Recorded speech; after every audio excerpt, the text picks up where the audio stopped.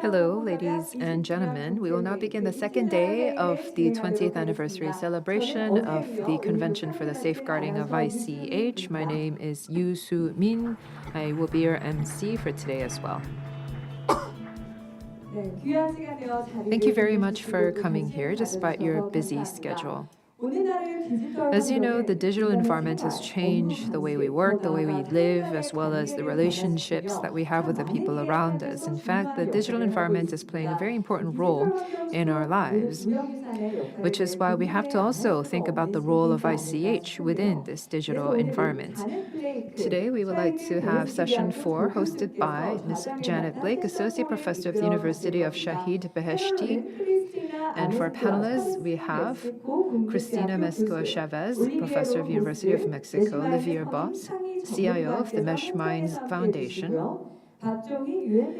Chong Hui Park, and Kiran Bhatia of FemLab will be joining us online. We might have some issues with the connection. I'd like to ask you to please understand. We also have Mr. Michael Nyong'o, founder of the Forgotten Bottom Millions. We'd like now to turn to our moderator.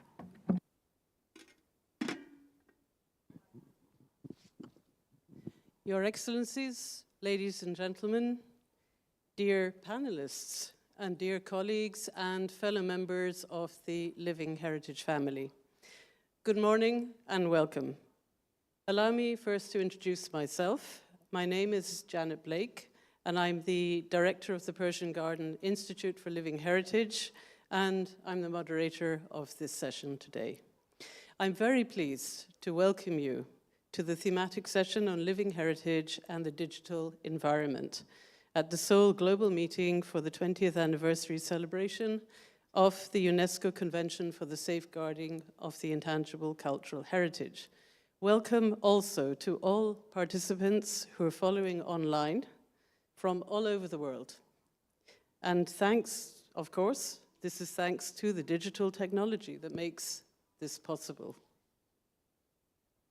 Today, we're gathered here to explore the fascinating intersection between living heritage and the ever-evolving realm of the digital environment, where the analog and virtual worlds meet.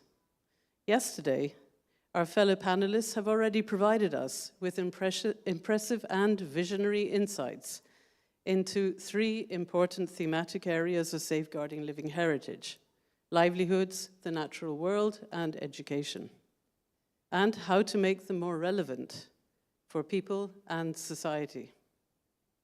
Unleashing the power of living heritage for sustainable development and peace is indeed the main theme of this global meeting. And today we're going to explore how safeguarding living heritage and the digital environment intersect, and we will try to predict how this interaction may develop in the future. In a world increasingly driven by technological advancements, it is essential that we consider the impact of the digital environment on intangible cultural heritage and identify both the opportunities and the challenges that arise when these two realms converge.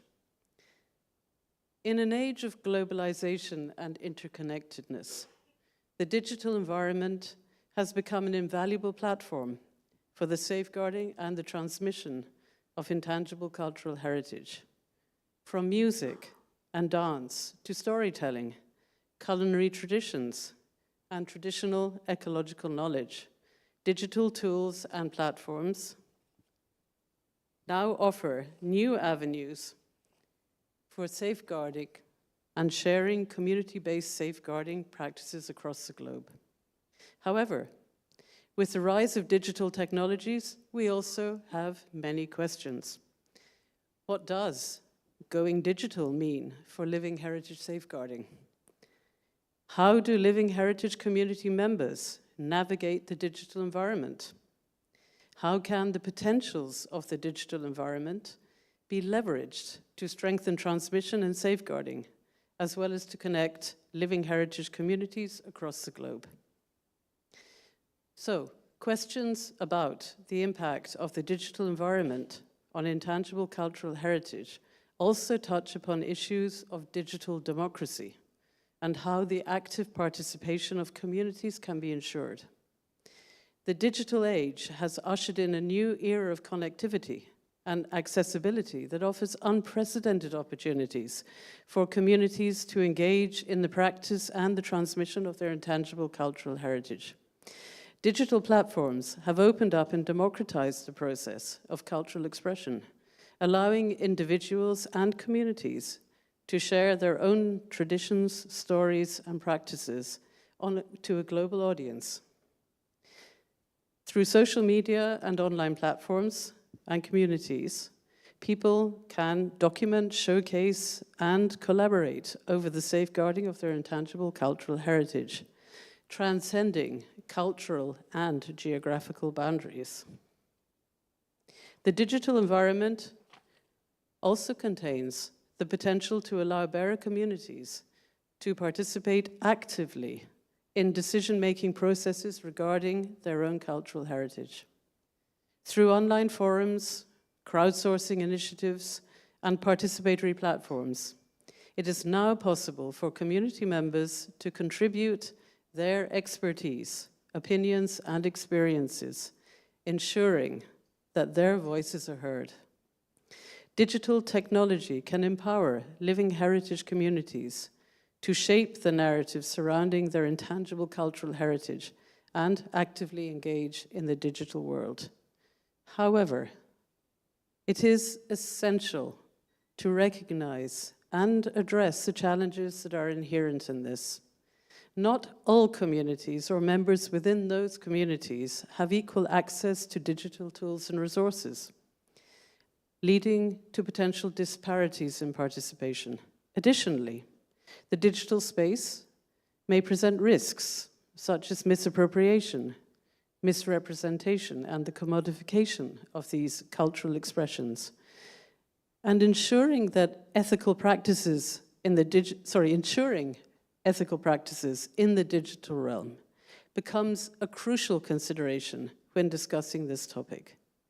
At a more fundamental level, we may have to ask ourselves how we identify and safeguard the living heritage that only exists in the online environment in the future. So, we will now explore these multifaceted aspects with our distinguished panelists, both here in the room with us and also online, who represent a diverse range of expertise, experiences, and perspectives. And let me mention that I think that fact is extremely important in our discussion today. They come from various disciplines, including from intangible cultural heritage safeguarding, ICT and artificial intelligence, and digital anthropology. They will, no doubt, provide insights into how digital platforms can be harnessed to empower communities, to amplify marginalized voices, to foster inclusivity, and further promote the central role of communities and their members in the safeguarding and transmission of intangible cultural heritage. So, today's roundtable will include one question for each of our 5 panelists who are joining us here today, as well as ample time, we hope, for them to respond to questions from the audience. So I will be introducing our distinguished 5 panelists as we go along. But before we begin, I believe that we have a short video from a youth participant to help stimulate our discussions. Yes, before the panel discussion, as you've just heard, we will listen and watch a video message from the youth.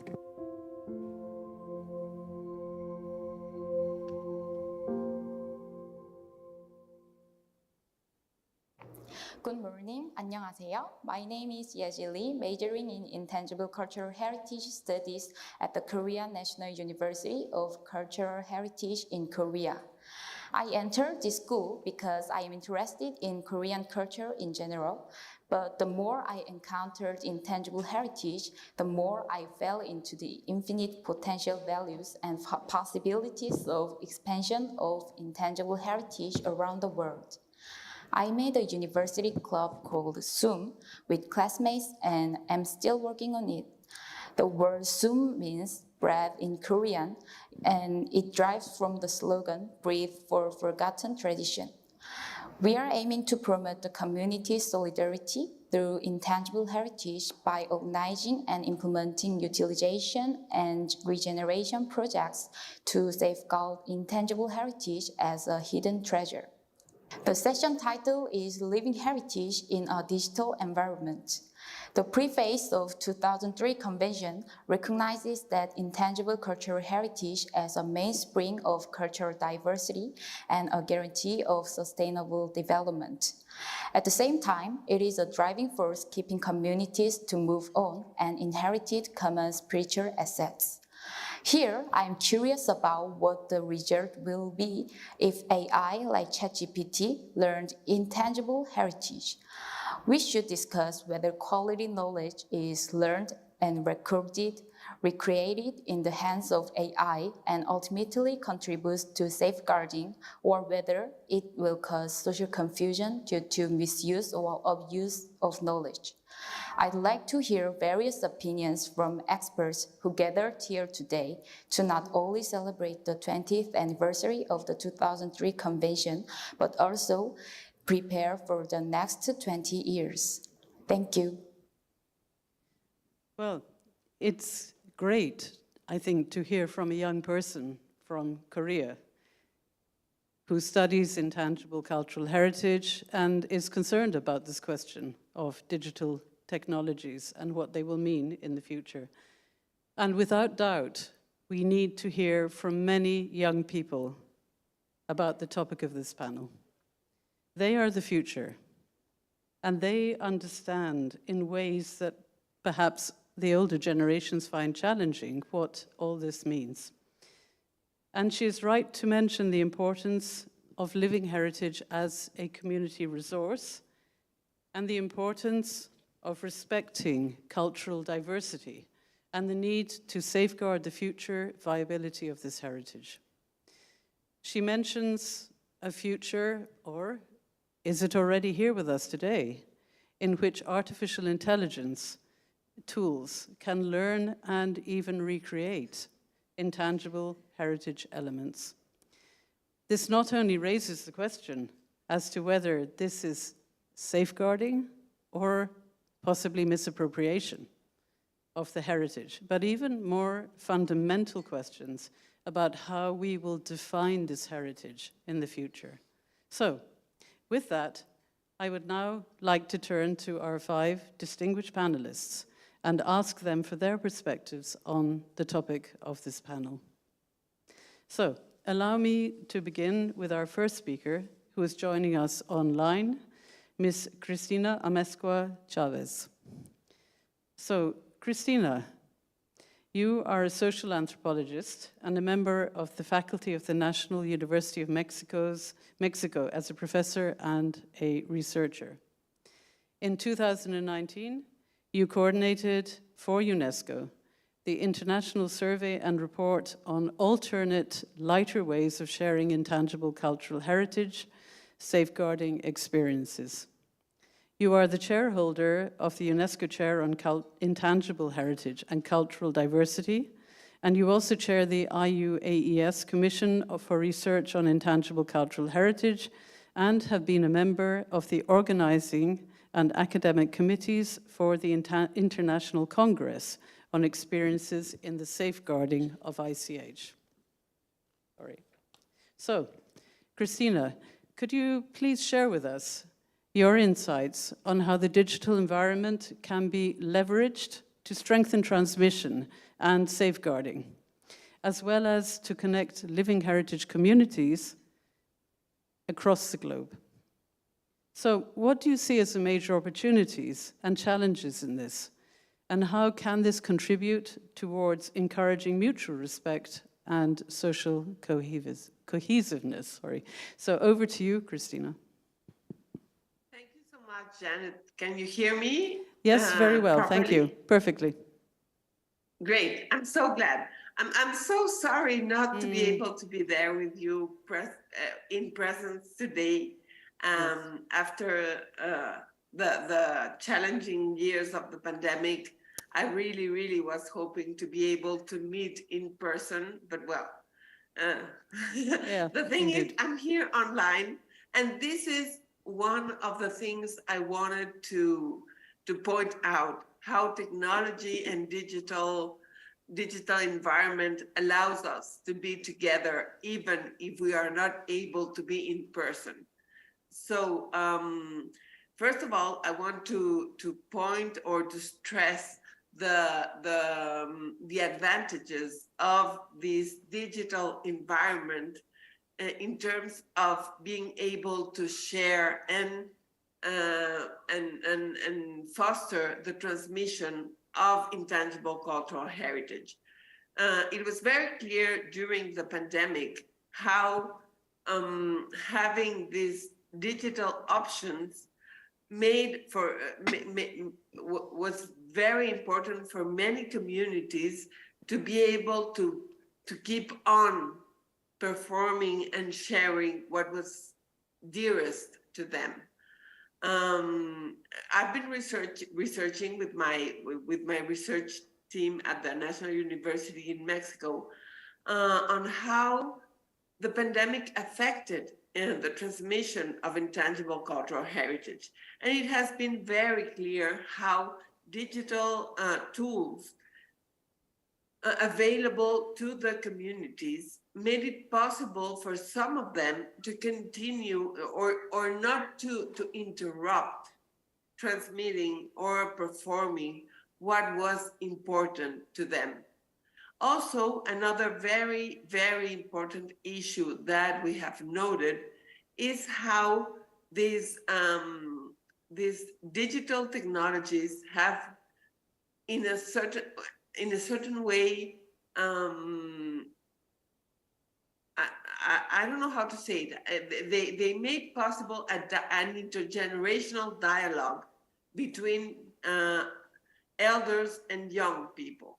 Elders wanted to keep their traditions alive, to not stop doing what was important for them. So they had to talk to their sons and grandsons and daughters and granddaughters in order for them to help them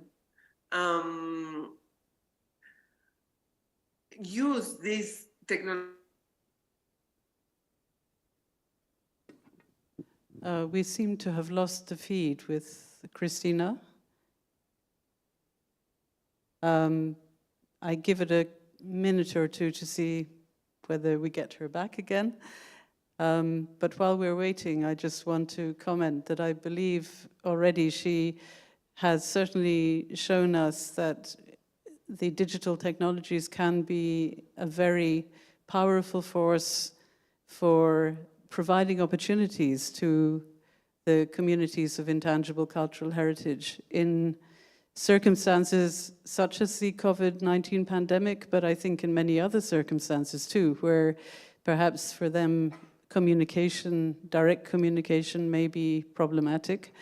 And we should, I think, remember that there are many positives that these technologies offer us, as much as we're concerned with some of the unknowns as to what might happen as a result of that.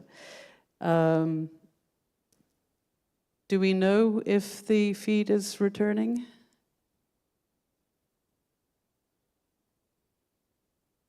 Should I move to the next panelist or wait?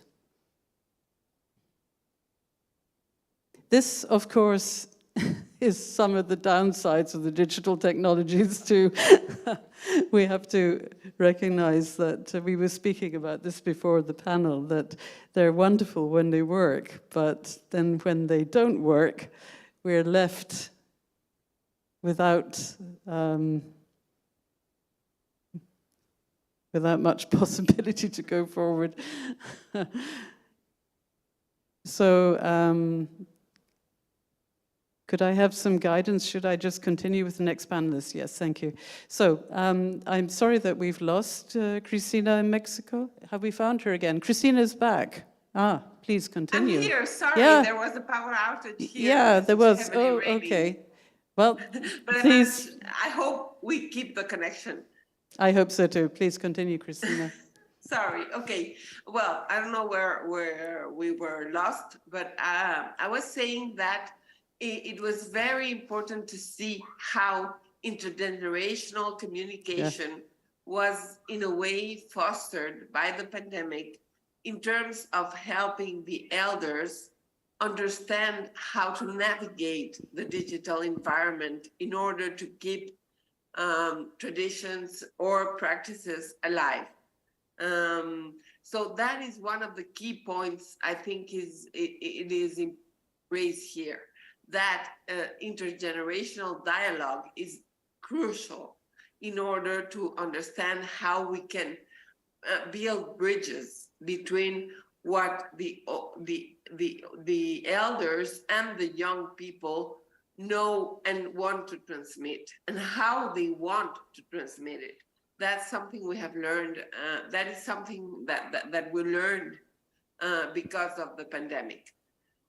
On the other hand, I also think it is a great and big challenge to work with the inequalities in terms of access. It is very easy to think on how the digital environment can help us to broadcast and share intangible cultural heritage. But we need to keep in mind that not everyone is connected, and that not everyone has the knowledge on how to use these digital tools to be able to either share or see what we are broadcasting online. So that is one of I see that is one of the biggest challenges, dealing with inequalities in terms of access. Not everyone is connected around the world. Not every woman, man, elders are able to really use the digital environment to be able to be part of these digital communities. Other thing, and this was very the video from the youth on this session made me think is about artificial intelligence. We have bigger challenges there that we need to be able to address pretty quickly. So I think that there we have to really foster and be able to dialogue and connect with the younger generations that are understanding better how this artificial intelligence is working. Because for my generation, it is still something quite difficult to understand and navigate. But what I see is that I am not really, well, I was first introduced to for example, to the ChatGPT by my son, who is 11 years old. And he was the one who first shared with me the link and told me, hey, Mom, did you see this? So I'm not scared, because I do think that human beings and our creativity, which is basically what intangible cultural heritage is about. It is about our collective creativity. That is what makes us human.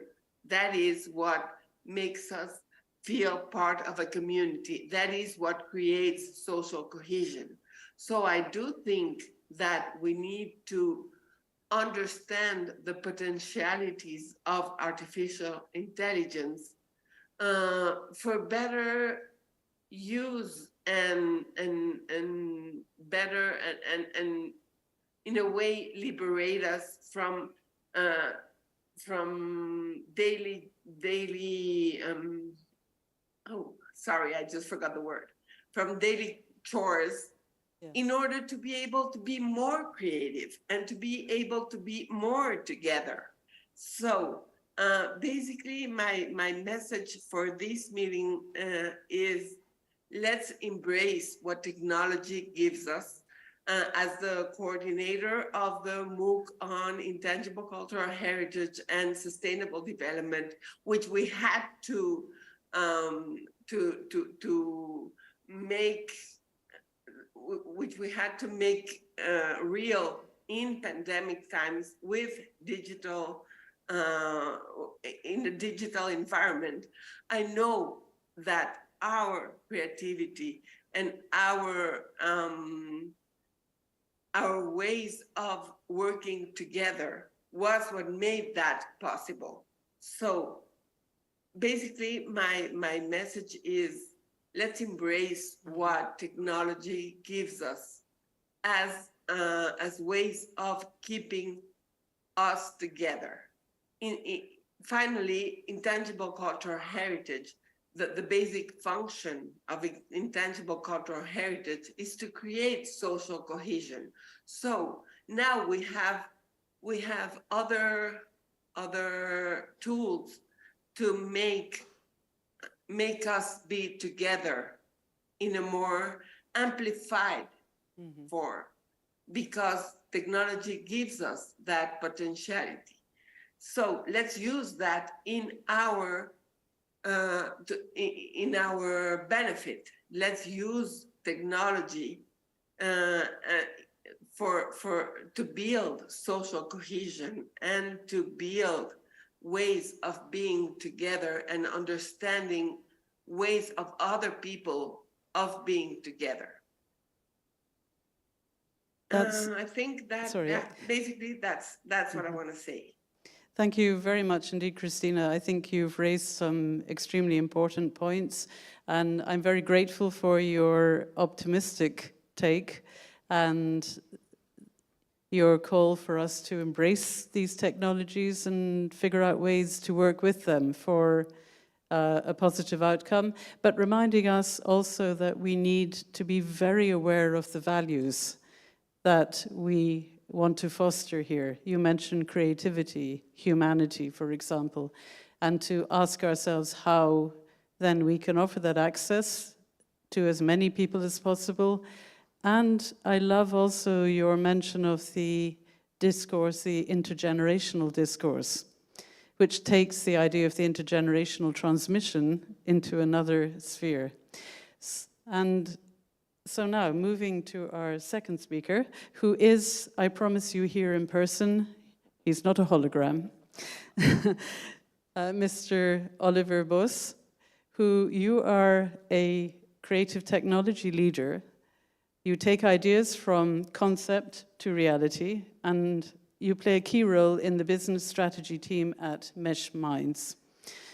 You are passionate about exploring the intersection of technology and art, and you use your knowledge of tech trends to make a positive impact on the world through educational projects and programs. You are dedicated to fostering an uplifting environment by creating meaningful relationships with the people around you, connecting artists, creative technologists, and multinational organizations to deliver two impactful projects, which I believe you're going to tell us something about. And you are willing to bring the metaverse to the masses, and while making it a fun and a safe space for everyone.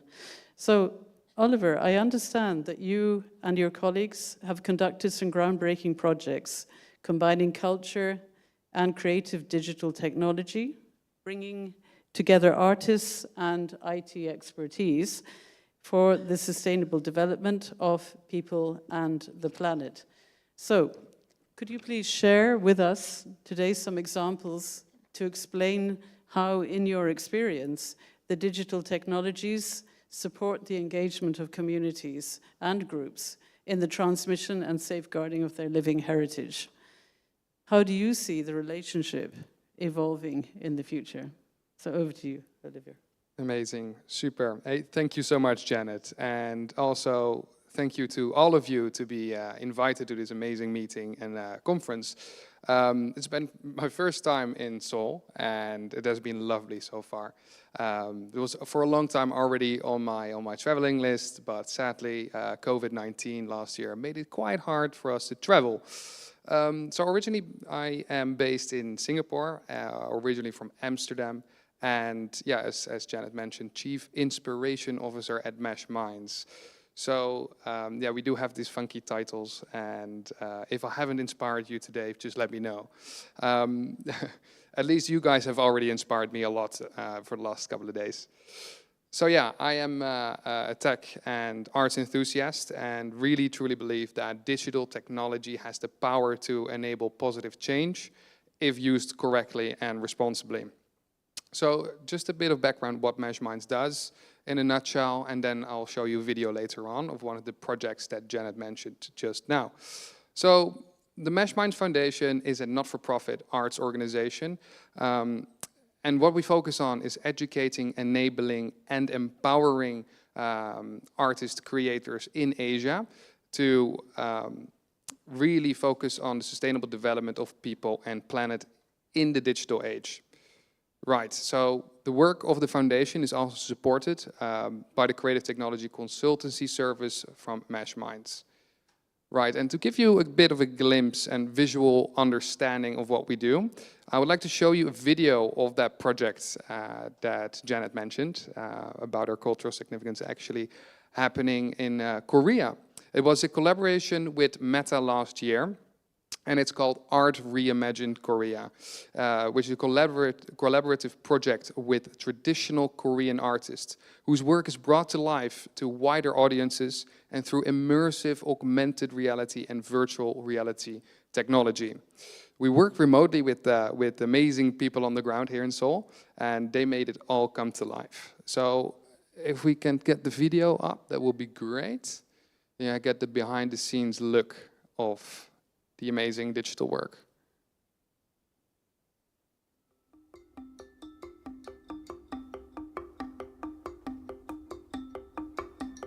한국 전통과 문화 가운데서도 예술은 특히 다양한 관점에서 세상을 바라보고 이해하는 방법을 제시해 왔습니다.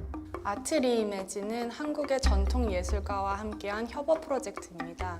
증강현실과 가상현실 기술을 통해 새롭게 표현된 각 예술가의 민화, 국악, 전통 무형 작품을 더 많은 관객분들이 경험하실 수 있습니다. 우리 춤은 자연을 표현하는데요. 사군자 그림의 전통에서 4가지 식물이 상징하는 덕목과 계절에 해당하는 사막으로 구성된 춤을 창작했습니다. 전통춤 하면 사람들이 보통 어렵고 모르는 세계라는 느낌을 받는데 이 기술들을 통해서 춤은 이렇게 표현될 수 있구나 하는 가능성을 보아주면 좋겠어요. 민화는 일단 평면적인 구성이 많이 차지하는 분야이기 때문에 2차원적인 민화가 3차원적으로 바뀌는 게 제일 기대가 많이 되었어요. 가족의 행복을 많이 주제를 해서 작업을 하고 있고요. 오래된 그림이나 옛날 것이라는 생각이 있는데 AR 기술과 만나서 충분히 현대적으로도 해석을 할 수 있구나라는 걸 느끼셨으면 좋겠어요. 저희의 음악에 국악기들이 많이 사용이 되거든요. 그래서 우리 악기가 이렇게 화면에서 보이는 모습을 보고 굉장히 시대가 많이 바뀌고 있구나라는 걸 느끼게 됐던 것 같습니다. 저희 음악에 맞춰서 영상 작업들을 무대에서 시연하는 작업들을 했었는데요. 이번과 같이 AR과 같은 어떤 조금 더 진보된 그런 기술과 만날 수 있었던 그런 작업이라는 게 저희도 무척 기대가 됩니다. 개발자와 예술가의 협업을 통해 한국의 전통과 미래를 다채롭게 표현한 이번 아트 리이매진 AR, VR의 세계로 여러분을 초대합니다.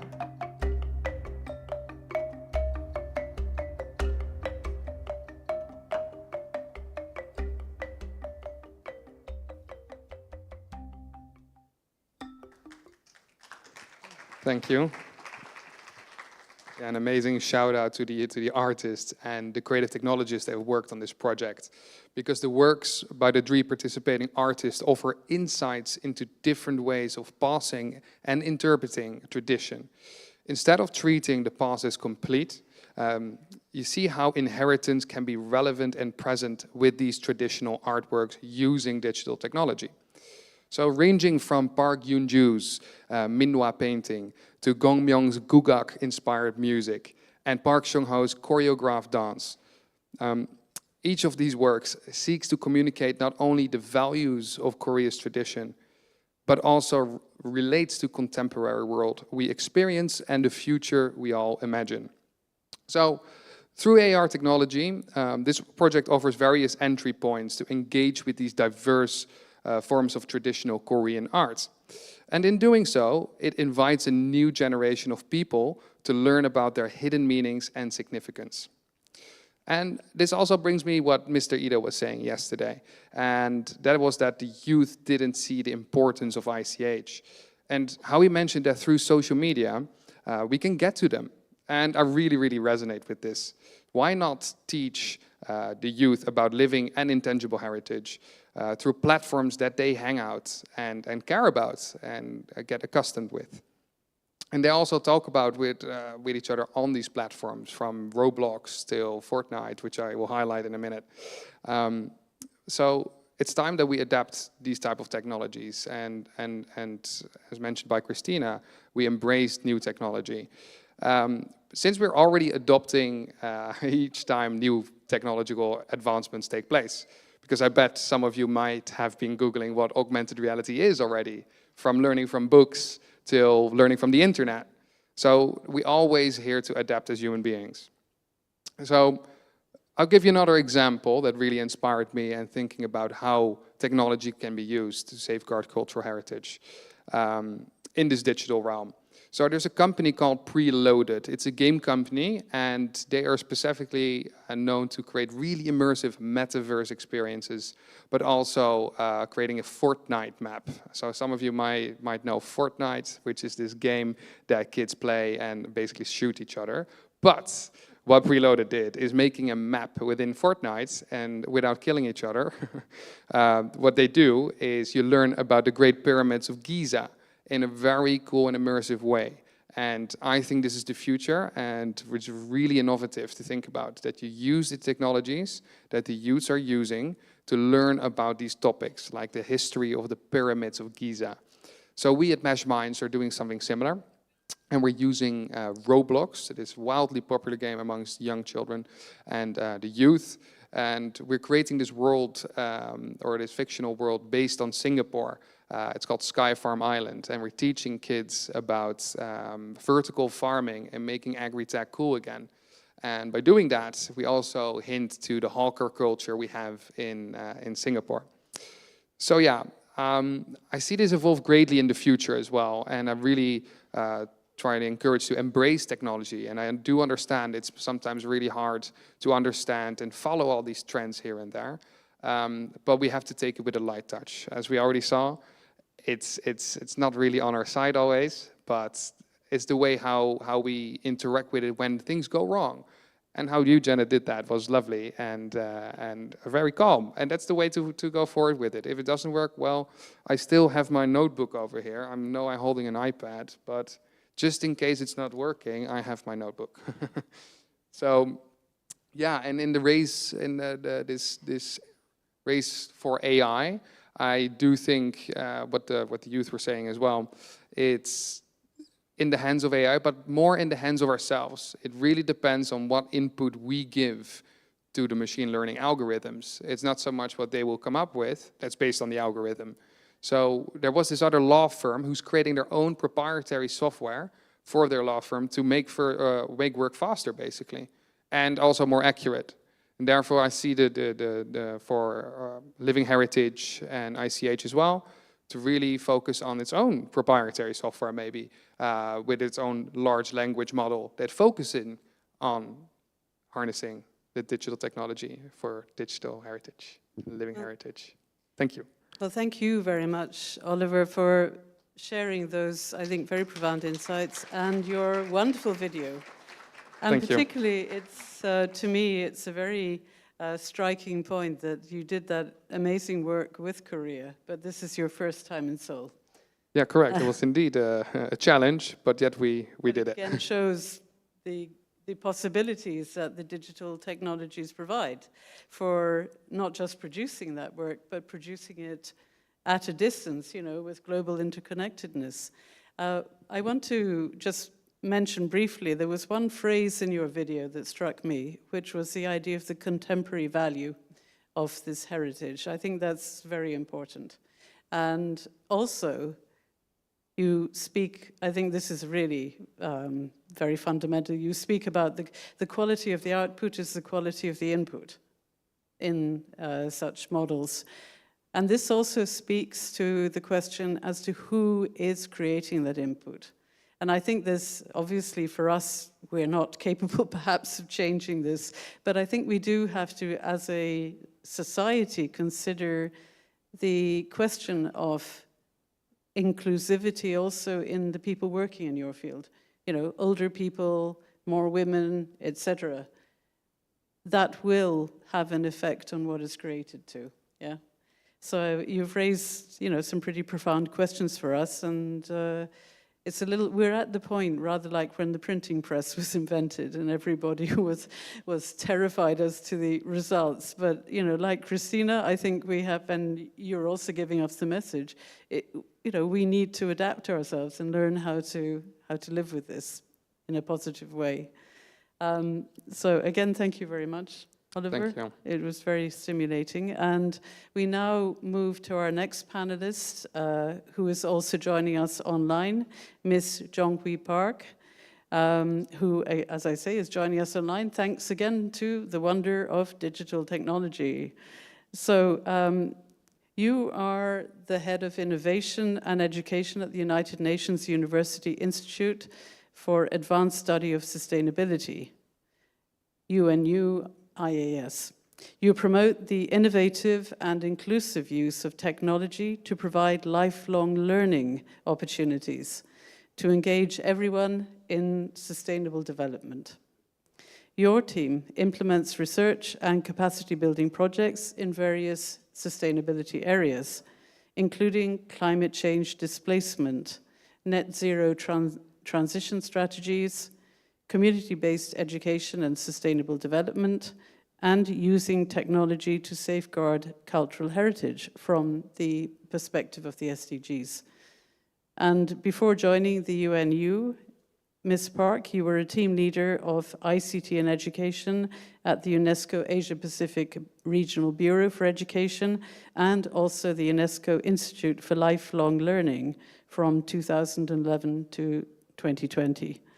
So, Jonghui, I understand that you have carried out extensive work to promote the innovative and inclusive use of information and communication technology to provide lifelong learning opportunities for sustainable development. So, could you please share some of your ideas and experiences from your work in lifelong learning on how new technology could be harnessed to promote ICH safeguarding? For example, how can different age groups and peoples of different backgrounds be connected to each other? So over to you, Jonghui. Thank you very much. Can you hear me clearly? Very clearly indeed, thank you. Thank you. So good morning, everyone. 안녕하세요. My name is Jonghui Park from United Nations University, and I'm really, really grateful for inviting me to this very exciting and meaningful event in Seoul, my home country, Korea. So before I answer to the questions posed by the chair, I have to confess to everyone that I'm not an expert in ICH. Probably just like the previous speaker, I'm more like a tech person and education person. And the cases that I'm presenting to you may not be like totally respectful for tradition of ICH, but I think using technology, we need to kind of have some shift of mind of making it more accessible to the public and also attractive to the younger generation, also other generations who are involved in intangible cultural heritage. So in 2015, when I first saw the list of 17 SDGs, it wasn't strange to me that the culture was not explicitly mentioned in the SDGs because I was not part of ICH discourse. And it wasn't until the UNESCO Bangkok culture team asked me to look into the issue of disappearing intangible cultural heritage and asked me to join a mission to find technological solutions to safeguard this intangible cultural heritage. And it was then that I realized how serious the issue is, especially how closely ICH is related to people's lives and their sustainable future. So during my time in UNESCO and UN University, I had the privilege to work with ICH experts to use technology to empower different generations, including artisans, women, and young people, and motivate them to safeguard their ICH in their community. During the projects in Chiang Mai and Luang Prabang in Laos, I found 4 rather common challenges in safeguarding ICH, which may be addressed by using technology. So the first challenge was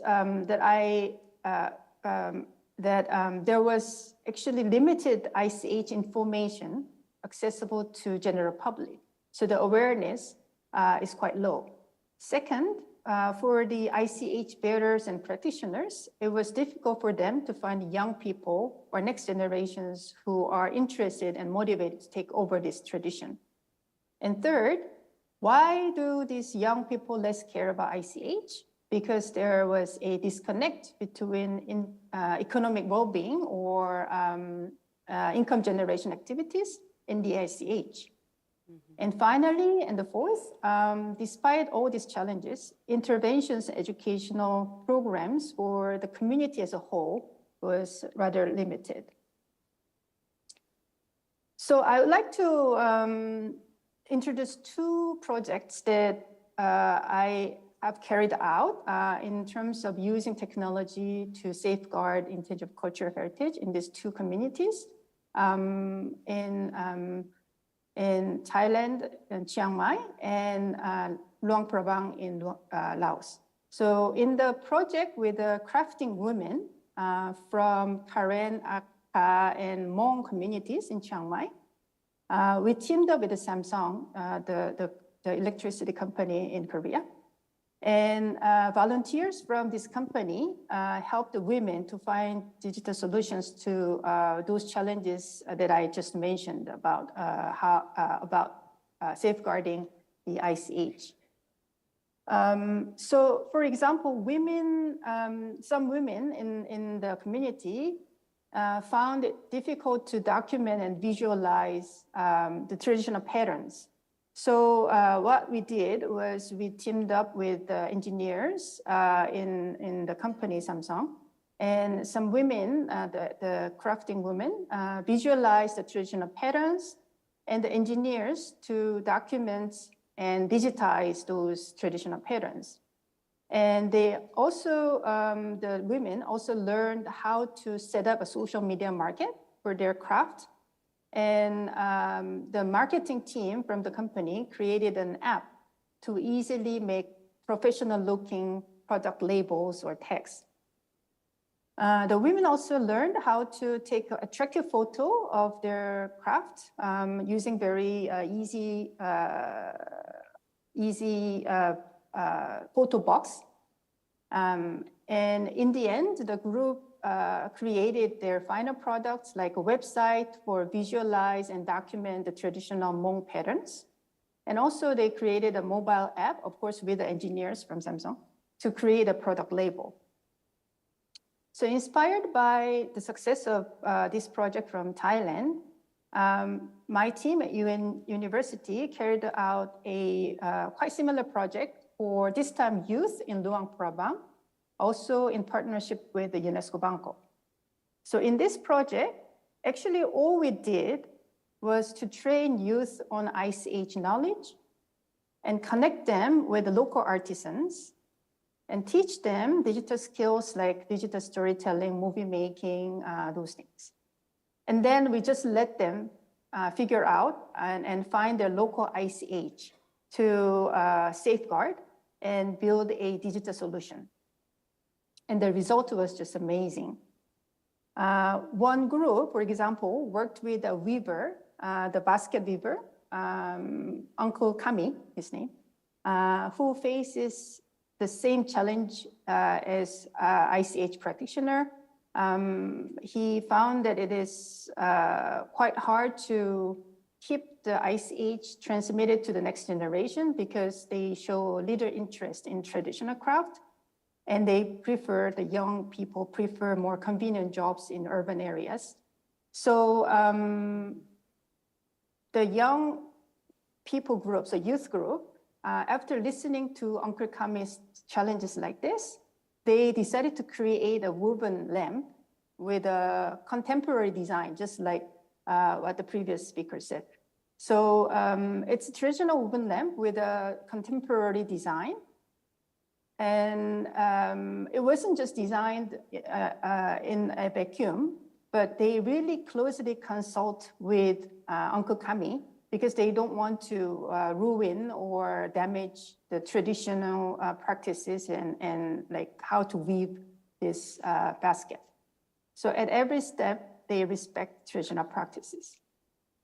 Moreover, what amazes us was they went a step further to add solar panel to power up the lamp.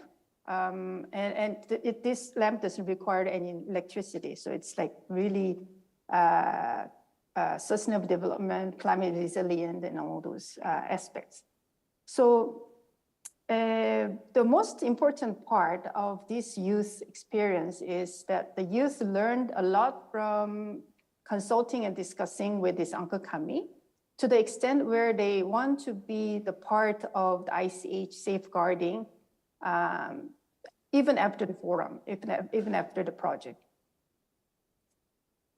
So from these two projects, I found common success factors. First, we try to make the ICH domain relevant to the target learners as much as possible. And second, we engaged the local community and artisans from the very beginning and listening to their needs and reflect them in the design of the project. And third, we brought in interdisciplinary experts like marketing, IT expert, engineers, education specialists like myself, etc. So the result was not only this innovative culture, modernized culture products, but also the active participation of this young generation, new generations coming up with the solutions, digital solutions to improve the community's intangible cultural heritage. But I also would like to share some remaining challenges, probably some food for thoughts for all the participants or experts here today on ICH. So first, there was a concern that traditional ICH or products of ICH are seriously altercated or even damaged due to global trends or consumers' tastes or their demands. At the same time, we know that we have to make it attractive enough for next generation to keep them as their own culture.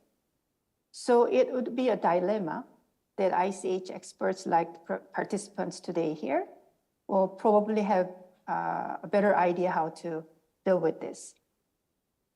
Second, just like any project, it was a real challenge how to sustain and scale up the effect of the project after the project team left the community. We are still trying to make it more sustainable and try to scale up by putting these lessons to the teacher training of the community so that the teachers in the community actually do include this in the curriculum.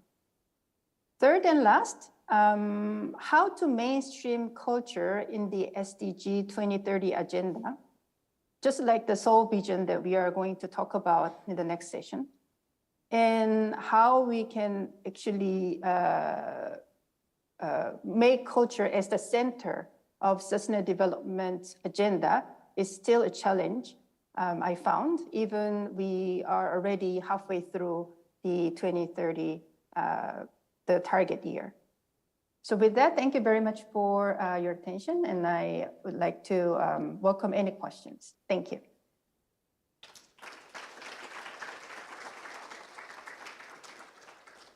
Well, thank you very much indeed, Jean-Quy, and certainly those two examples you shared with us have shown us really some of the possibilities here, again, of not just embracing the technologies, but importantly, providing access to these technologies in ways that allow community members to make use of them. I'm a firm believer that if one gives that possibility, that opportunity to the bearer communities, they will find often ways to use these and to show us how they can be used in positive ways for themselves and the ICH. So I think this is a case that everybody needs to learn from each other. And coming back to the crucial idea of finding ways of having the dialogue, not just between the generations, but also between the different sectors and people with different expertise. And even how can we find the common language to do this? So that was very inspiring for our future discussions, hopefully. And so now, again, thanks to the wonders of digital technologies, we have another guest speaker joining us online, Ms. Kiran Bhatia. So, Kiran, you are a digital anthropologist. You focus on the intersection of marginalization and digital media. Your research examines the impact of digital media technologies on vulnerable communities in globally South countries, particularly on young people from low-income backgrounds. You aim to shed light on their experiences to promote diverse, equitable, and inclusive digital structures and policies. So with over 8 years of fieldwork experience in India and Sudan, you actively advocate for media literacy and pro-democracy efforts worldwide. Currently, as a research lead at FemLab and the program director for AI Kashif, you manage projects exploring user behaviors, design cultures, educational technologies, and digital activism. So, Kiran, as a digital anthropologist and the research lead at Feminist Futures of Work Initiative, FemLab, you work to support inclusive technologies and cultures and explore how the evolving digital environments influence the expressions of cultures online. So, can you share with us some insights that you have gained from this work to help us to understand better the linkages between living heritage and digital technology and how they might impact on each other in the future? So, what benefits, for example, can each offer the other? And what are the potential pitfalls that we should be aware of? So, over to you, Kiran. Another problem with digital technologies and remote work is you're surrounded by your pets and they want to share the same space. Thank you so much for having me with you all today. It's such a pleasure to be here. I think I would begin by reiterating what most of the panelists have discussed. Digital technologies permeate all aspects of our lives, including the living heritage. They influence how we engage with, how we perform our cultural identities online.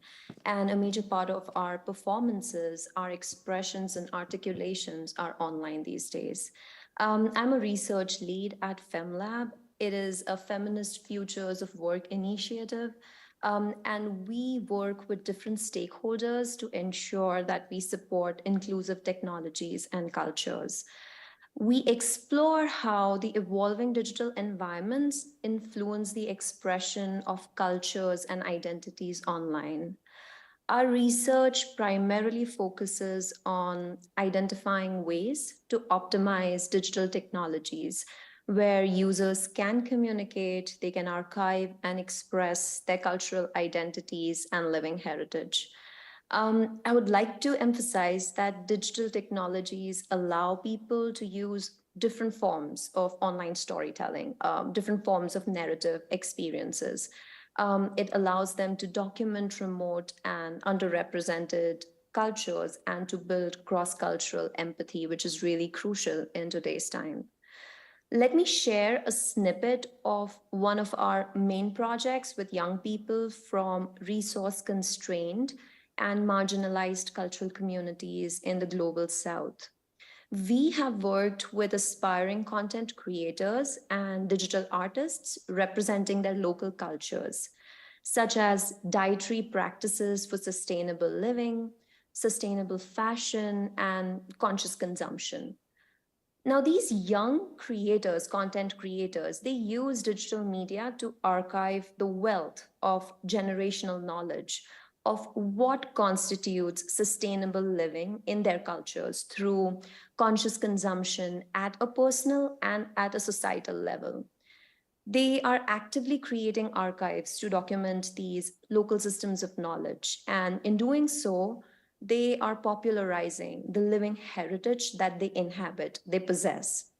Simultaneously, they complement this intergenerational local knowledge with suggestions on transforming this information into everyday practices suited to the economic and political realities in different contexts.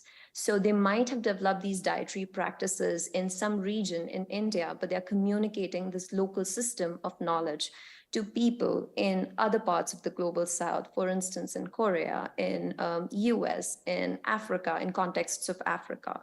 So young people have to constantly modify their engagement with an interpretation of these local cultures to ensure that their local and generational knowledge systems align with the forms of communication that are possible on digital platforms through social media. Let's take an example of a campaign called #MigrateStory that was launched by United Nations Human Rights in 2022 on Instagram. And within this campaign, migrants in different countries were requested to share a food recipe to commemorate the story of their migration. This campaign used digital media to encourage proponents of different cultures migrating to new lands to archive their food recipes as a testimony to their rich heritage, to their generational knowledge and local systems. As several migrants used #MigrateStory and shared their favorite food recipes, people on social media from across the world tried these recipes in their own homes. They modified these recipes, changed them, altering bits and pieces to suit their own lifestyle and dietary practices.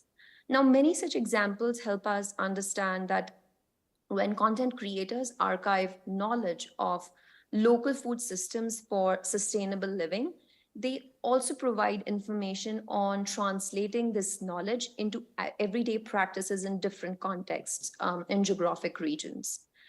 Before the advent of digital media, I would say that it was easy to express, it wasn't easy to express because the spread of information about local knowledge was limited to people inhabiting a similar geographical region.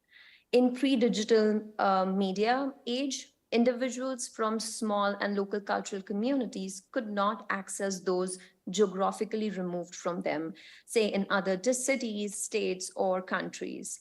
As a result, members of a cultural community could assume that others, only those with the same geographical region, would have the resources to perform and reinforce the cultural practices they were promoting. Now, digital media has allowed cultures and knowledge systems to overcome their absolute rootedness in physically bound and geographically conducive practices. As a result, it becomes relevant for proponents of various local knowledge systems to preempt how their local cultures would manifest in different contexts. And in doing that, they should and they do offer practice repositories to allow for the popularization and preservation of their local systems of knowledge. We are thus witnessing that systems of knowledge are now readily preserved due to the ease of archiving, communicating, and networking across geographical boundaries and in different markets. At the same time, content creators have to spend considerable time refining how these local cultures and knowledges are performed, such that the attendant rituals or everyday practices are flexible to the evolving dynamics of different regions, different countries and states in which people live. So it's important for us to look at the relationship between living heritage and digital environments as very nuanced and complex. Digital media and technologies can also give birth to competing aspirations and possibilities. They can increase a sense of alienation and fear in content creators who are promoting their local cultures.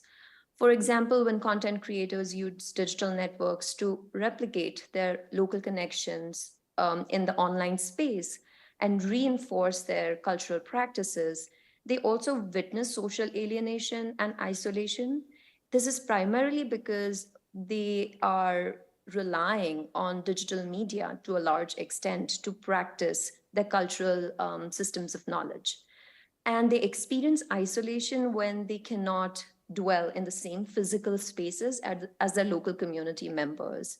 So this loss of a sense of belonging is intangible, and it stems from young people's increasing reliance on digital technologies and online spaces.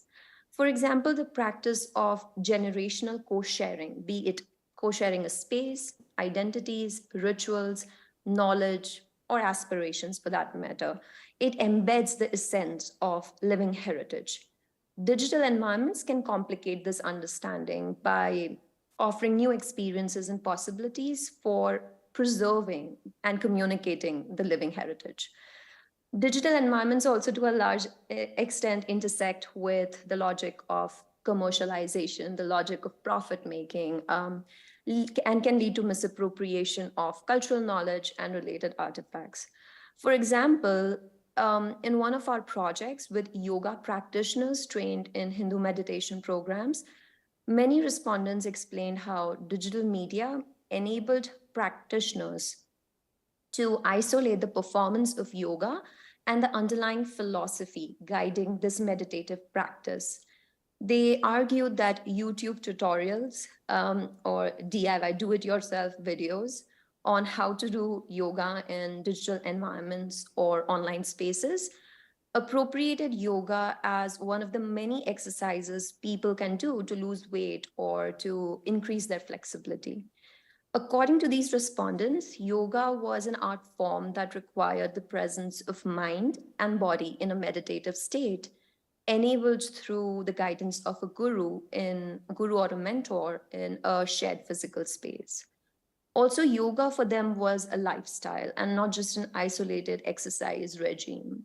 One of the yogis we had a conversation with said, I quote, "Yoga is not how flexible you are or how many calories you burn. It is how you live every moment, every single day. To begin with, being a yogi means never consuming meat-based meals. And yet digital media has turned yoga into a fad." So similar observations are critical to appreciating the dynamism that's inherent to digital technologies and how they influence the process of archiving, communicating, and preserving local knowledge. A significant question to consider is, how can our living heritage become inclusive and still retain the essence of the local cultures in digital environments? Based on our work at FemLab, there are 3 ways that we suggest to optimize the potential of digital environments to safeguard living heritage. The first and the most important step is to equip users with technical and critical media literacy skills.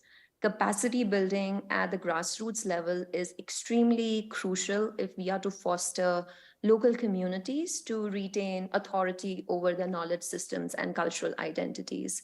The second step would be designing accessible technologies and online platforms to ensure that local cultures and vulnerable communities have access to information and communication technologies. The third step is to acknowledge that digital technologies are designed to promote and to reinforce a neoliberal logic, which is profit-making, commercialization of arts, or to emphasize on the power of big companies. So our tech policies and our state-led efforts should adopt a people-centered approach in designing and deploying new media tools to align the preservation of living heritage with the needs, aspirations, or capabilities and realities of local communities in these local spaces who have the authority over these local systems of knowledge and practices. And finally, it's really important to use the local as the starting reference point and the practical foundation to build programs and initiatives to preserve or archive, communicate, or practice living heritage in digital environments. So I think these are my 2 cents on how we can create an inclusive, productive relationship between living heritage and digital environments. Well, thank you much. Thank you very much indeed, Kiran. Yes, thank you. I mean, I refer back, in fact, to the comment made by Zhonghui at the beginning of her intervention when she apologized for not being an ICH expert. But in fact, this is exactly why all of you are here today, because we need to hear from all of you and to learn from all of you. And I think we have done so from each intervention up till now of those of you coming from other backgrounds and disciplines. And so, I mean, I'm very taken by your last point about starting from the local. This really speaks to us in this the context of the 2003 convention. And also, however, at the same time, there's a certain paradox that as we start from the local, but at the same time, we're operating on this transnational level. And the question that you raise as to how we reconcile those two facts. And I think that it's slightly amusing that those of us in the convention framework, particularly from a legal background, have always felt that we're very advanced because we can have shared multinational inscriptions on the international list. But in fact, you've raised a much more extensive and challenging form of, transnationalism that the convention is going to be addressing going into the future. And just the final point I take from your intervention, Kiran, is also how we understand intangible cultural heritage as something that each generation needs to adapt to respond to their needs. And I think that's also a point that came through strongly through what you were telling us. So again, thank you for that. And now I would like to turn to Mr. Michael Onyango, who has come today. Well, no, not today, but he's come all the way from Kenya to be with us today. And so, Michael, you are a respected thought leader and a speaker on frontier technologies and their impact. You have held key roles at the Africa Union's Africa Centre for Disease Control and Kenya's County Government of Kisumu. And you've spearheaded groundbreaking initiatives to leverage technology for local development.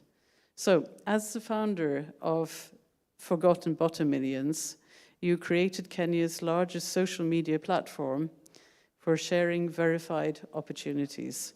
And through your compelling thought leadership and your captivating speaking engagements, and we will in a minute experience that, you inspire audiences to embrace the potential of frontier technologies and leverage them for impactful change. So Michael, I understand that through your foundation, you've actually founded Kenya's largest and most trusted WhatsApp network platform, which reaches more than 500,000 people every week. And So the intersection of intangible cultural heritage and social media, it presents obviously an interesting means of sharing and celebrating the living heritage practices and expressions. And so can you share with us your story of how social media has helped to foster dialogue and mutual understanding through sharing and exchanging intangible cultural heritage across different communities? Michael. Janet, thank you very much. And first of all, I think it's proper that I say thank you to UNESCO, INCHAP, and the Korean government for ensuring that we also have a seat on this table. And before I go into the specifics that Janet has asked me, I think it's important to recognize that each one of us in this room, your DNA comes from the cradle of mankind, which is in Africa, which is in Kenya. So that's a commonality that each and every single one of you in this room have. So not having me here would have not fulfilled the objectives of what you have been doing. So thank you for that. And again, just to put a bit more context into why it's important that I should possibly be sitting here in the room. A lot of you may not know or may not have the understanding that if you take the whole continent of China, if you take the whole continent of USA, if you take the whole continent of Europe and India, all that fits into Africa. So there is no way we can have a conversation about living heritage, a global conversation, without having Africa within this space. I'm really grateful and I'm really happy that I'm here to take care of that. So coming into, what, not me, but what we do, because Forgotten Watermelons is more than just me. It's a collective of probably about just a shy of about 500 or so people who ensure that every single week across Kenya, we reach about 800,000 people over the WhatsApp platform.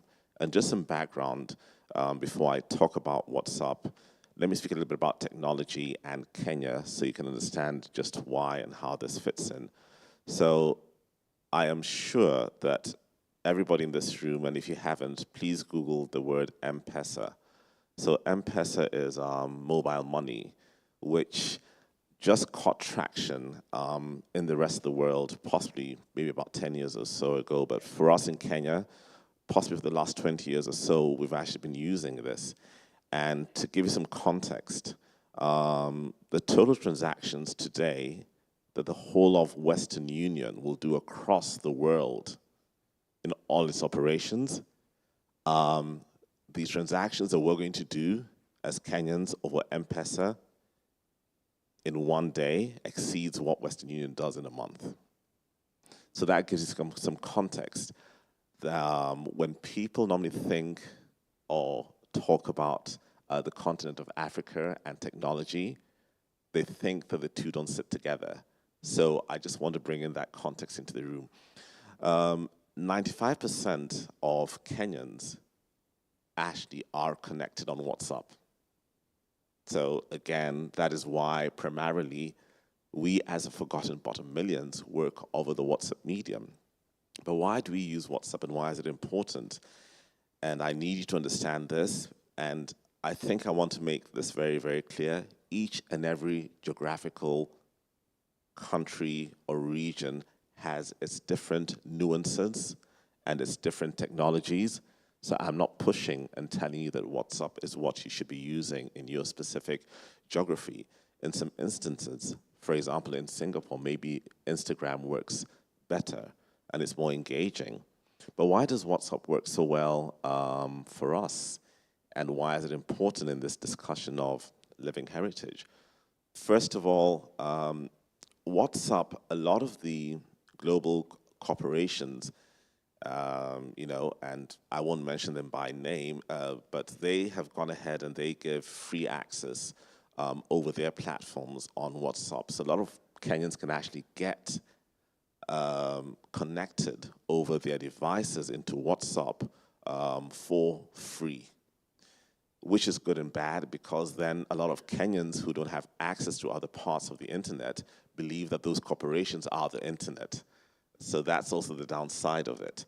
But it's important that what has happened with us having access to WhatsApp is a lot of people who ordinarily would have never had access to information, access to socio-economic opportunities would have been fledgling.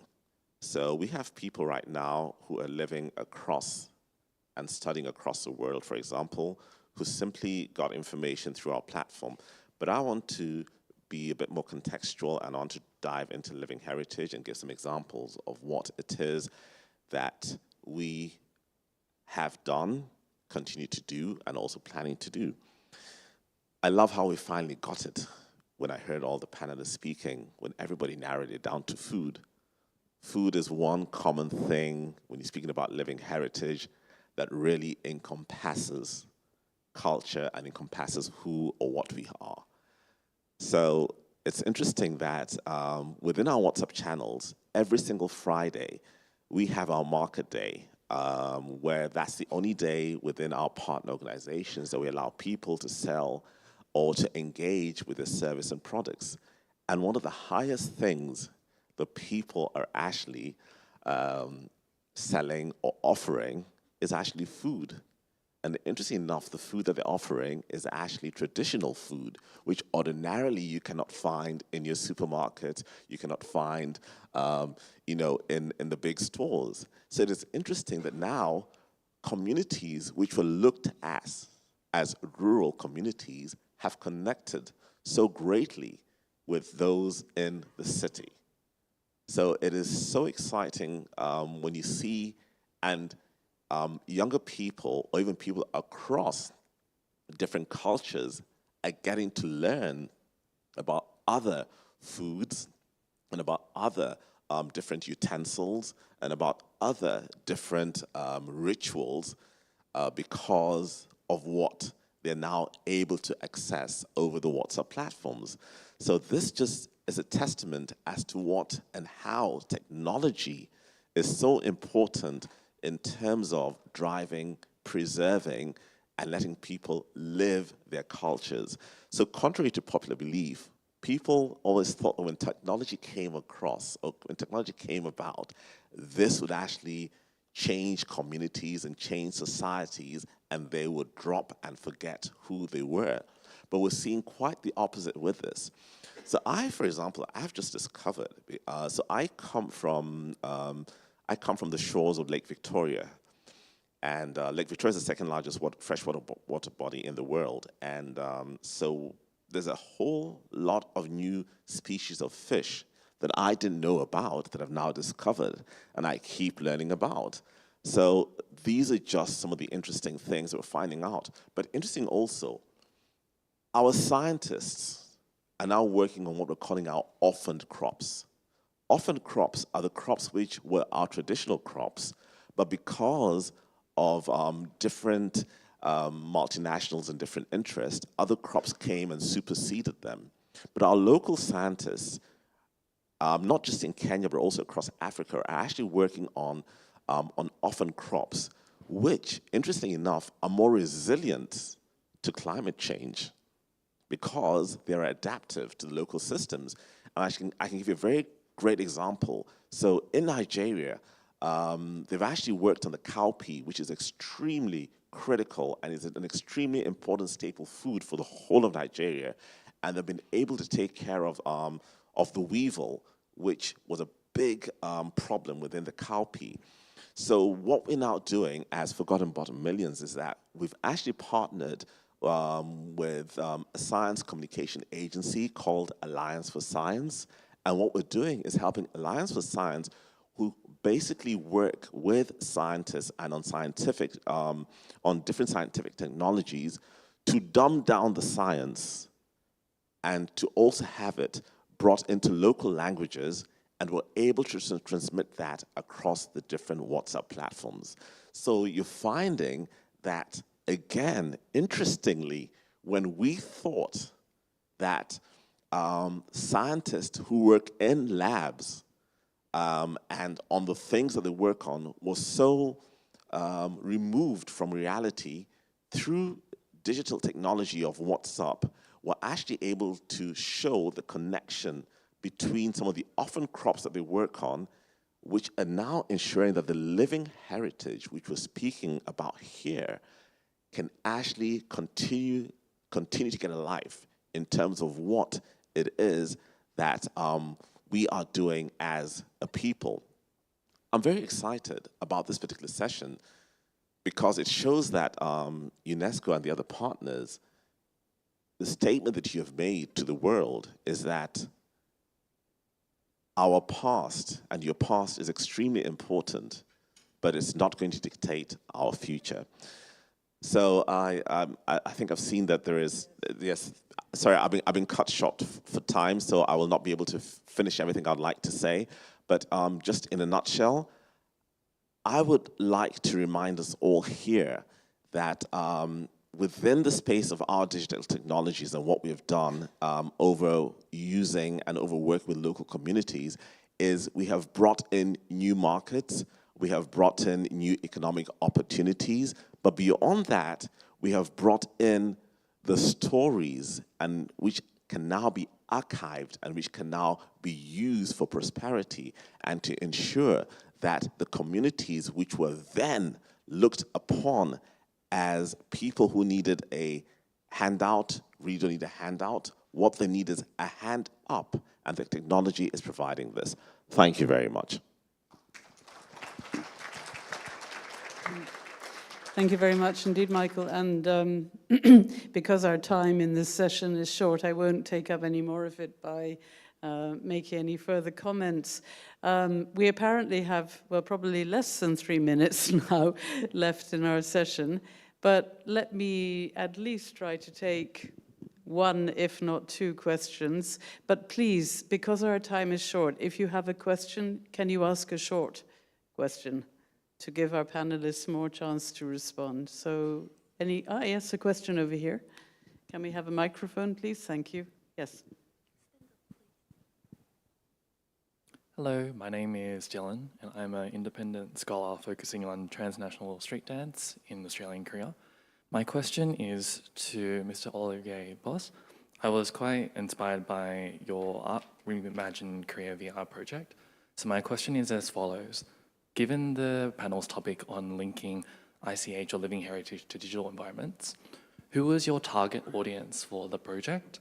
And how did you assess the impact of your Art Reimagine Korea project on increasing engagement with living heritage, with living tradition with this audience? Which benchmarks did you use?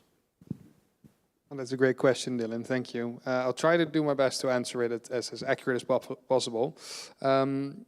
So first of all, the measurements, right? How do we measure this kind of impact? And this is one thing that we always struggle with, to be frank.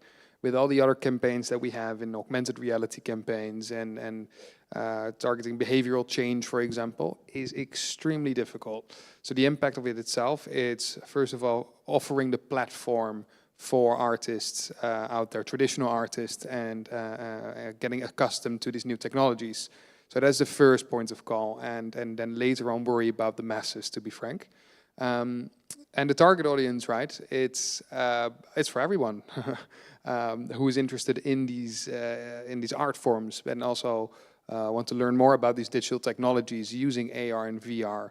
There's not a specific way how to get interest by a specific group, to be fair. It's for everyone, and if you want to learn more, then it's there to use. You can still go to the Instagram page, for example, which is called Art Reimagined KR, and we also did several other iterations in Singapore and in Taiwan of it. But yeah, I know it's a bit of not a direct answer to your question, but I hope I answered it here and there. Yeah?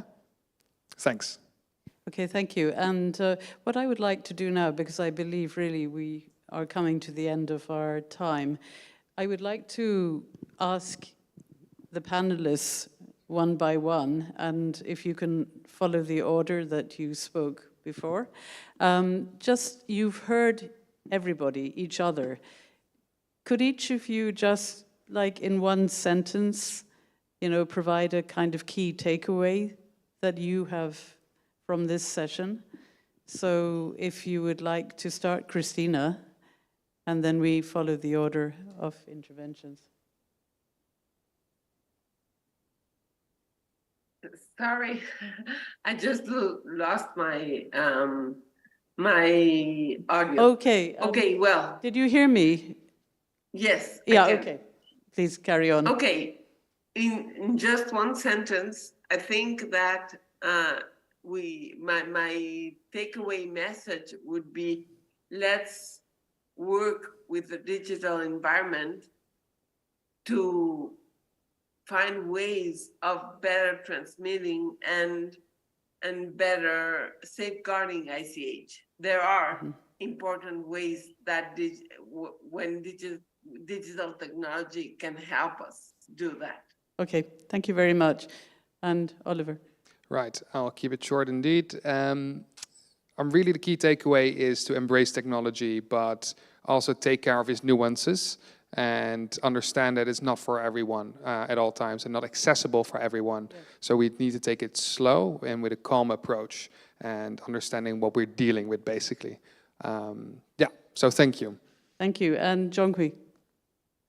Yes, thank you. So my key takeaway is the technology can actually make it happen, the intergenerational learning between the artisans and the young generation, not just because the young generation can use technology, but also artisans can learn from the young generation how to use technology, how to utilize technology to safeguard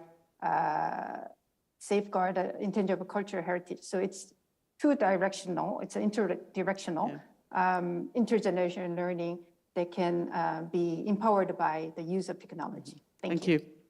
And Kiran?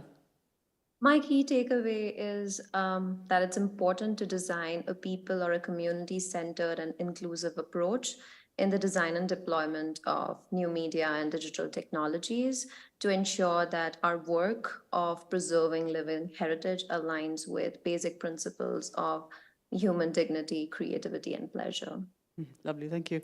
And Michael, last but not least. Thank you. So I'll use an analogy. Not to use technology is akin to trying to rearrange furniture on the Titanic. Well, my thanks to all of our distinguished panelists. I think really we have many very important, profound thoughts and a lot to take away ourselves from this panel and think about.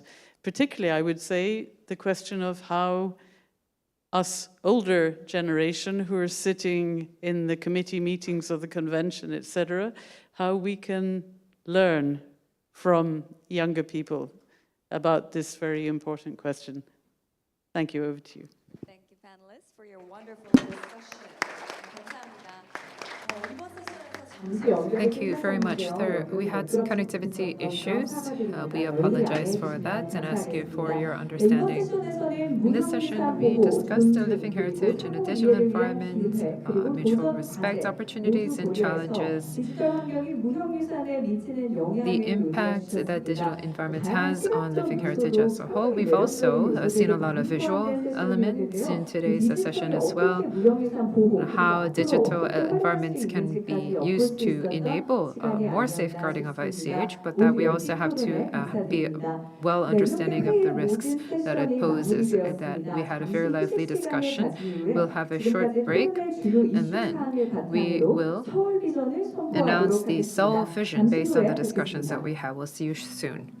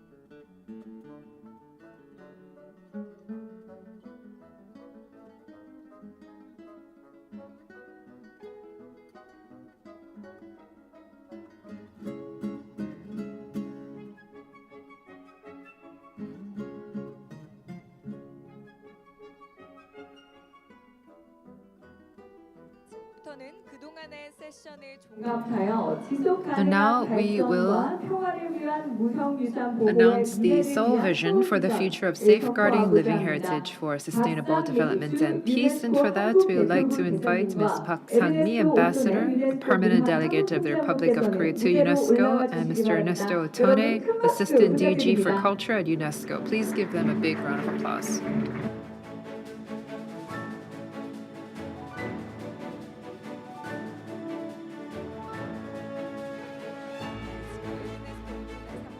I believe we are still waiting for the Assistant Director General.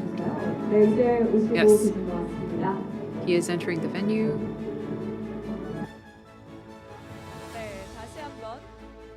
Once again, please welcome Ms. Park Sang-mi, Ambassador of the Permanent Delegates of the ROK to UNESCO, and Mr. Ernesto Otone, Assistant DG for Culture at UNESCO. Please give them a big round of applause.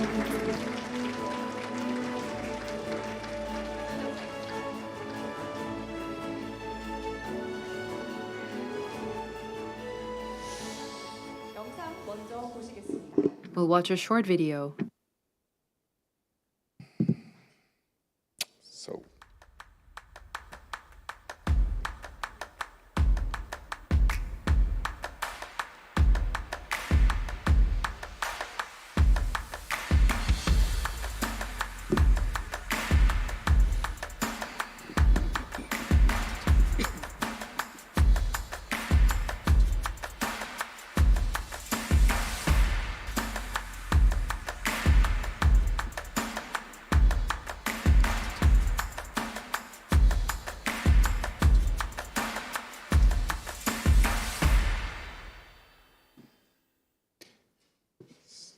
So, dear participants, following 2 days of enriching discussions, gathering more than 20 distinguished panelists, we have reflected on the future direction of the convention. These insights have helped us to frame what is called the Seoul vision for the future of safeguarding living heritage for sustainable development and peace, which, together with Her Excellency Ms. Sang-mi Park, Ambassador Permanent Delegate of the Republic of Korea to UNESCO, I now have the pleasure to announce in this session. Allow me to begin. Now is the time to unleash the power of living heritage for ensuring sustainable development and peace, for enhancing solidarity and inclusion, for preserving biodiversity and oceans, and for responding to health, social, and economic crises. Now is the time to recognize culture as a global public good, as underlined in the Mondial Declaration adopted by 150 states at the UNESCO World Conference on Culture Policy and Sustainable Development, and with it acknowledge the importance of living heritage cutting across every dimension of sustainability. Now is time for culture, including living heritage, to be recognized not only as a fundamental right, but also as a key pillar of sustainability on its own. We recall that intangible cultural heritage is created and recreated by communities who practice and transmit it, and is inseparable from their social, cultural, and economic lives. Over the next 20 years, we must bring to the forefront the voices of the community members for them to convey and share contextually relevant solutions and strengthen their active participation at national and international levels. This will help ensure that sustainable development agendas truly harness the power of living heritage to achieve our common goals. We recognize that the intersection between living heritage and economic development is complex and multifaceted, and that economic activity can have both positive and negative effects on living heritage safeguarding, as well as the livelihoods of practitioners and communities. The knowledge, skills, and practices which local and indigenous communities have maintained, transmitted, and enhanced over generations has the potential to provide livelihood for many people and can generate revenue and decent work, including for people of different ages and genders and indigenous peoples. We reaffirm the central role that living heritage can play in tackling the pressing global environmental changes facing our lives and the planet, in not only providing time-tested solutions, but in shaping and reaffirming our relationship to the natural world. Living heritage expression foster value of respect, custodianship, and reciprocally towards nature and promote awareness and understanding of the diverse value systems and concepts that local communities have in relation to the natural world. We recognize that living heritage is a powerful resource we can harness to address the document global learning crisis, where education system struggles to meet the expectations and needs of the next generation. Living heritage can make a significant contribution to improving the quality and relevance of education, fostering appreciation for cultural diversity, and contributing to education for peace, global citizenship, and sustainable development. We acknowledge the groundbreaking impact of digital technologies on people's lives and their intangible heritage, both posing new threats and providing new opportunities for its continued transmission to future generations. We underline that in this regard, addressing rights and ethics issues in the changing digital space is important. We also believe that as hate speech and expressions of racism and xenophobia circulate rapidly on the internet, the power of living heritage to foster respect for diversity and celebrate differences can be and should be harnessed as a countering force, connecting rather than dividing people around the globe. We are convinced that intangible cultural heritage safeguarding needs to engage all stakeholders and policy areas within and beyond the culture sector. This involves state authorities, local governments, civil society organizations, international organizations, and the private sector. Joint action and tailored responses can considerably enhance the present and the future of living heritage safeguarding and ensure that it is leveraged for improving people's lives. In the next 20 years, we envision that we renew the efforts and joint action from all stakeholders. The role of intangible cultural heritage as a driver of sustainable development will be firmly established and fully integrated into national development plans, policies, and programs at all levels, recognizing at the same time the interdependence between the safeguarding of intangible cultural heritage and sustainable development, peace, and human security. These outlines our collaborative vision for the future of this convention. From the dynamic and productive discussion these past 2 days, we have reflected on the key areas of action and how the safeguarding of intangible cultural heritage can be leveraged to contribute to some of the most pressing and urgent issues of today and those of tomorrow. With this, let us now move to the closing of our meeting. Thank you so much. This is a historic moment for the safeguarding of ICH. This is the 20th anniversary celebration of the Convention for the Safeguarding of ICH, and it is almost time for us to close. In yesterday's session 1, we talked about sustainable livelihoods and living heritage. In session 2, talked about nature, and in session 3, quality education.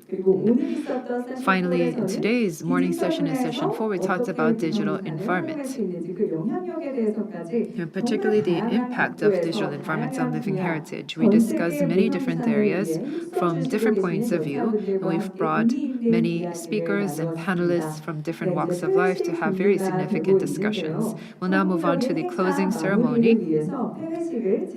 We'll hear the closing remarks. First of all, we would like to invite Mr. Kim Ji-sung, Director General of ICHCAP, one of our co-hosts, to please come up and provide us with his closing remarks. Please give him a big round of applause.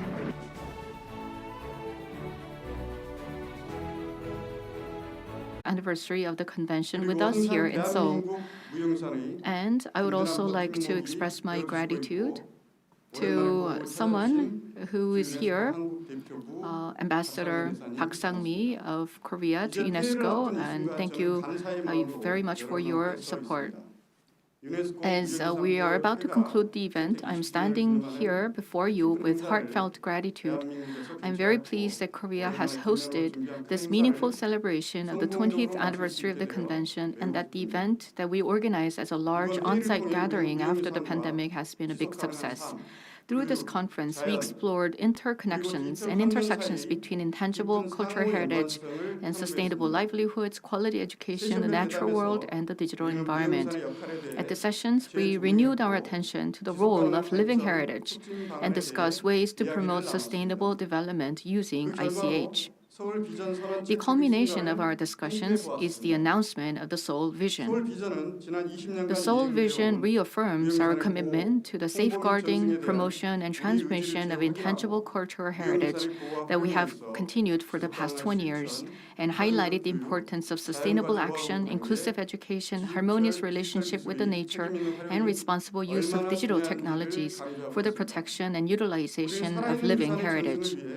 We also need to support leadership of the next generation for the transmission of living heritage and encourage the participation of various stakeholders in the digital space for the protection of creative heritage, and continue in-depth research on the potential and the role of ICH to contribute to peace and sustainable development of communities. As the Seoul Vision has been created based on all the comments and views that we collected from the participants, we must recognize and uphold this vision statement as containing key principles and guides for our actions regarding ICH safeguarding going forward. We reaffirmed our commitment to stronger cooperation across nations, regions, and sectors. We expect that the Seoul Vision will serve as a roadmap for governments, organizations, local communities, and individuals to work together to safeguard intangible heritage and transmit living heritage of today and tomorrow. Ensuring implementation of the convention in the Asia-Pacific region and promoting the sharing of ICH information and networking among the member states have been the key objectives of ICHCAP, and we will continue to work with the member states to continue these endeavors. I'd like to express my gratitude to Assistant DG Otone of UNESCO and Ambassador Park Sang-mi for their support in successfully drafting the Seoul Vision. I would also like to thank all the participants, including moderators and the panelists. Finally, this event would not have been possible without full-fledged support from the Ministry of Foreign Affairs and the Cultural Heritage Administration, who have co-hosted the conference. I'd like to thank the Foreign Minister, CHA Administrator, and staff members for their hard work.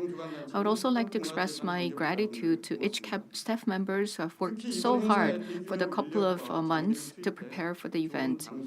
I would also like to express my gratitude to CEO Kim Woo-yeol of EBS and the staff members for live broadcasting. There are so many ICHCAP members who have worked day and night to prepare. Thank you so much. I would also like to thank the interpreters for yesterday and today's support. Thank you very much and have a good day. Thank you for those remarks, Director General Kim. Next, we would like to invite one of our other co-hosts, Kim Dong-ha, as a director at CHF, another co-host of today's event, to provide us with his closing remarks as well.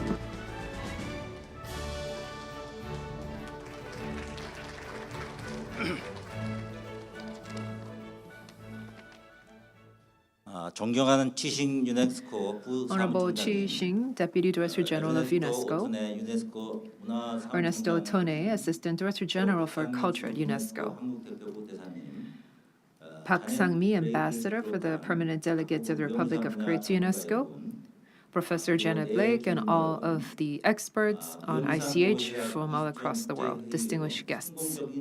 I am very pleased that we've had the successful conclusion for this 20th anniversary celebration of the convention. My name is Kim Dong-ha, I'm a director at the Korea Cultural Heritage Foundation. Living heritage is the source of creativity and our cultural diversity, and it is closely tied in with our lives. And it is now 20 years since we have first signed this convention safeguarding ICH. In today's celebration and international conference, we had the opportunity to look back at the significance of ICH across how it touches our societies and our cultures. We've also announced the Seoul vision for the future of ICH for sustainable development and sustainable peace. For the past 2 days, we've heard from all of you your valuable insights and your passionate discussions. I'd like to take this opportunity to express my sincerest gratitude to all the experts here. Distinguished guests, ICH is living heritage. This means that it is not static and fixed in the past. It's living and breathing, and this is a heritage that must be passed on to the future generations. And to that end, we need the participation of UNESCO, governments, civil society, academia, and of course, very importantly, the communities who are at the center of practicing and preserving this ICH. Through today's Seoul vision, we will continue to work tirelessly towards the safeguarding of ICH for sustainable development. And we believe that this is going to be a great opportunity for us to pull together all of our efforts to respond to the various threats that are confronting us right now. The Korea Cultural Heritage Foundation, which is an advisory body, accredited advisory body for UNESCO, will work also to implement the convention and also to try to create a sustainable society where we can continue to respond to the challenges in front of us. This was a valuable opportunity for us to look back on the 20 years of safeguarding ICH. Thank you once again for your presence here, and we hope to see you again at a later date. Thank you very much. Thank you very much. That was remarks from Kim Dong-ha. Finally, I'd like to invite Deputy DG Chi Xing of UNESCO for his concluding remarks.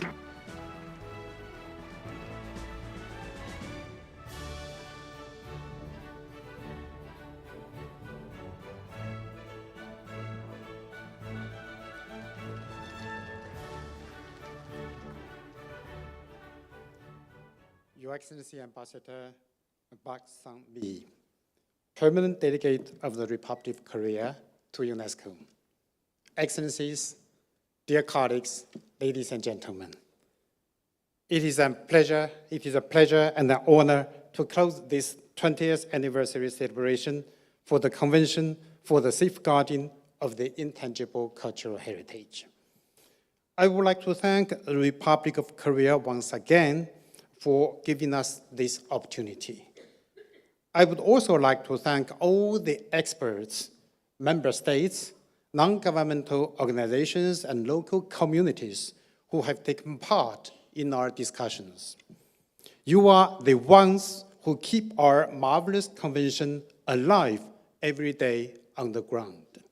And as we celebrate its 20th anniversary, you are best placed to help us sum up its past successes and think about its future. Throughout this conference, we have reiterated the two convictions that gave rise to the 2003 Convention. Firstly, that intangible heritage is not only one of the great riches of humanity, but also a source of hope for the future. We have recalled its core in uniting communities, promoting peace, driving employment and creativity, and empowering women and youth. We have emphasized the ways in which this knowledge, this know-how, these worldviews, especially those of indigenous communities, are invaluable in rebuilding humanity's relationship with nature. And for all these reasons, we have underlined, and this is the second conviction, that the international community has a responsibility to preserve and pass on this heritage. 20 years ago, the 2003 Convention enshrined these convictions. What was a bold affirmation at the time has now become an almost universally held belief. In recent years, we have measured how far we have come, how the Convention has fostered norms, mechanisms, and standards to preserve heritage at all levels. But while these successes are real, we also know, as you have pointed out, that we still have a long way to go. We must not be naive about the challenges that threaten our intangible heritage, from demographic change, mass urbanization, and economic pressures to climate disruption, the digital revolution, and health crises. These are all upheavals that can damage social fabric, weaken community cohesion, and destroy the places where intangible heritage is passed on. In the face of these challenges, we need to pool all our efforts and seize every opportunity to realize the potential of the Convention, to mobilize the power of education, which is central to transmission and which has much to learn from intangible heritage, to invest in the exceptional potential of digital technology so it is an ally rather than a threat, to incorporate intangible heritage into the green transition, and to place intangible heritage, a formidable tool for employment and development, at the heart of our societies. In short, to ensure that the heritage of yesterday is also a heritage of tomorrow. Ladies and gentlemen, this is the path that you have taken at this conference with the Seoul vision. It will guide us to the 18th session of the Intergovernmental Committee in Botswana in December, which will mark the end of the Convention's 20th anniversary celebration. And our reflections will not stop here. It is up to us to keep the Convention alive, to take it into the future, as we have done for the past 20 years. So, in closing, let me thank you all, and let me once again thank the Republic of Korea for giving us the opportunity to chart this path together. Thank you. 감사합니다. Thank you very much, Deputy Director General Chi Xing of UNESCO, for your closing remarks. With that, we would like to conclude